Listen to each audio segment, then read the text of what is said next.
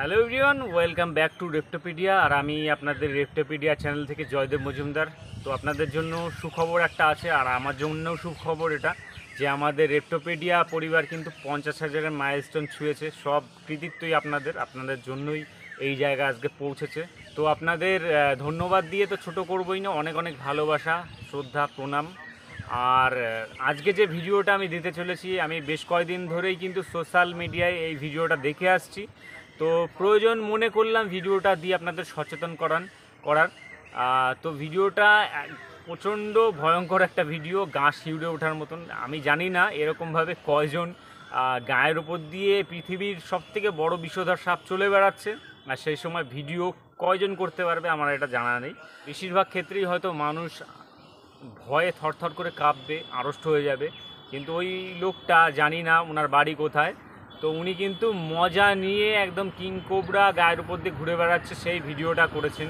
আর এই ভিডিওটা আমি এই কারণেই দিচ্ছি যে মানুষ যদি নড়াচড়া না করে, সাপ গায়ের কাছে চলে আসলে তখন প্রতিক্রিয়া কীরকম হবে, কীভাবে আপনি রিয়্যাক্ট করবেন, এটা হচ্ছে একটা ভাইটাল ব্যাপার। কারণ যে কোনো সময় গায়ের উপর দিয়ে সাপ চলে বেড়াচ্ছে, আর মুভমেন্ট করলে তখন বাইট হবেই, এটা স্বাভাবিক ব্যাপার। তো এই মানুষটা কিভাবে অত বড় সাপ সামনে দিয়ে ঘুরে বেড়াচ্ছে, গায়ের উপর দিয়ে যাচ্ছে, একবার এদিকে যাচ্ছে ঘরের মধ্যে, তো সেই অবস্থা ভিডিওটা করেছে। আর সেটা অনেক ভাইরাল হয়েছে। আর ভিডিওটা এই কারণেই দেওয়া যে সাপ নড়াচড়া দেখলে কতটা রিয়্যাক্ট করে, আর নড়াচড়া না হলে কিভাবে থাকে, এটা বোঝানোর জন্যই আপনাদের ভিডিওটা দেখার অনুরোধ করছি। ভিডিওটা দেখবেন, তারপরে এই কিং কোবরা সম্বন্ধে কিছু কথা আপনাদের জানাবো। তো চলুন দেখে নেওয়া যাক ভিডিওটা।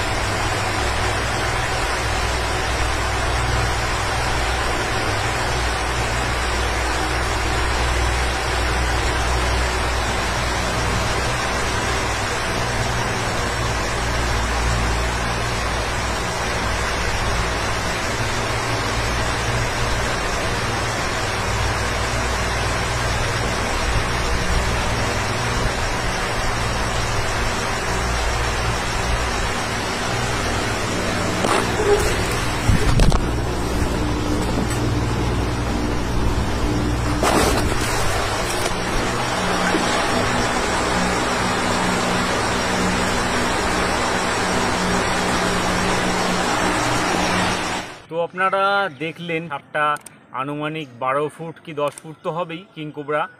পৃথিবীর সব থেকে বড় বিষধর সাপ যখন শরীরের উপর দিয়ে এরকমভাবে ঘুরে বেড়ায়, জানি না কতজনের কন্ট্রোল থাকবে সেই টাইমে। আমি থাকলে হয়তো আমার ওই জায়গায় ভয় চলে আসতো। কিন্তু ভিডিওটা বারবার বলেছি আমি, এই যে দেখলেন ভিডিওটা, সাপটা গায়ের উপর দিয়ে ঘুরে বেড়াচ্ছে, যতক্ষণ সেই মানুষটা নড়াচড়া না করলো ততক্ষণ কিন্তু সাপ বুঝতেও পারেনি যে ওখানে কোনো মানুষ রয়েছে। এই কারণেই কিন্তু সাপ কিন্তু বাইট করার প্রবণতা একবারও দেখায়নি, বাইট করতেই যায়নি। কিন্তু যখন মানুষটা একটু নড়াচড়া করেছে, যখন সাপটাকে আবার উঁকি মেরে দেখতে গেছে, তখন কিন্তু সাপটা ওই মানুষটাকে দেখেছে, ওই কারণে কিন্তু ফনা তুলে অ্যাগ্রেশন দেখিয়েছে। তো এই কিং কোবরা কিন্তু পৃথিবীর সবথেকে বড় বিষধর সাপ। আর এই যে কিং কোবরা, এটা ভারতের কিন্তু ন্যাশনাল রেপটাইলস। এটা হয়তো অনেকের জানা নেই, এটা ভারতের ন্যাশনাল রেপটাইলস, জাতীয় সরীসৃপ প্রাণী। এই কিং কোবরা বা শঙ্খচূড়, বাংলাদেশে রাজগোখরো বলা হয়, বিভিন্ন জায়গায় রাজে বাম্বালা এরকম একটা নাম সাউথের দিকে আছে। অনেক বিশ্বাস আছে মানুষের, পুরাণের মতে বিভিন্ন জায়গায় পুজো করা হয়েছে, এখনও স্কাল্পচার কিছু পাওয়া যায়, এমন বিভিন্ন জায়গায় দেখা যাচ্ছে যে স্কাল্পচারগুলো পেয়েছে, সেগুলো কিন্তু অনেকটাই কিং কোবরা বা এই শঙ্খচূড়ের সঙ্গেই কিন্তু মিল আছে। আর এরা যে পরিমাণ বিষ একবার বাইরে ঢালে, তাতে কিন্তু একটা হাতি পর্যন্ত মারা যেতে পারে। মানুষ তো অনেক ক্লোজ ফ্যাক্টর হয়ে যাচ্ছে, মানুষ তো মারা যাবেই, আর হাতি পর্যন্ত মারা যেতে পারে। এর কিং কোবরার কিন্তু অ্যান্টিভেনম সব জায়গায় অ্যাভেলেবেল নেই। আর এই সাপটা সাধারণত খুবই কম কামড়ায়, এদের বাইট রেকর্ড খুব কম, যেহেতু আকারে অনেকটা বড়, সহজেই মানুষের চোখে পড়ে যায়। আর এদের হ্যাবিটেটস, বাসস্থানগুলো একটু লোকালিটি থেকে একটু সাইডে থাকে, একদম লোকালিটির মধ্যে, যেমন আমাদের খরিশ গোখরো, চন্দ্রবোড়া, এরা কিন্তু একদম লোকালিটির মধ্যে চলে আসে, জঙ্গলে থাকে বাড়ির আশেপাশে। কিন্তু কিং কোবরা কিন্তু এরকমভাবে থাকে না, তো এই কারণে বাইটগুলো কম হয়। আর সদ্য 2024-এ কিং কোবরার সম্ভবত চারটে জেনাসে করা হয়েছে। আগে একটা জেনাসি ছিল, সেটা হচ্ছে ওফিওফাগাস হানা।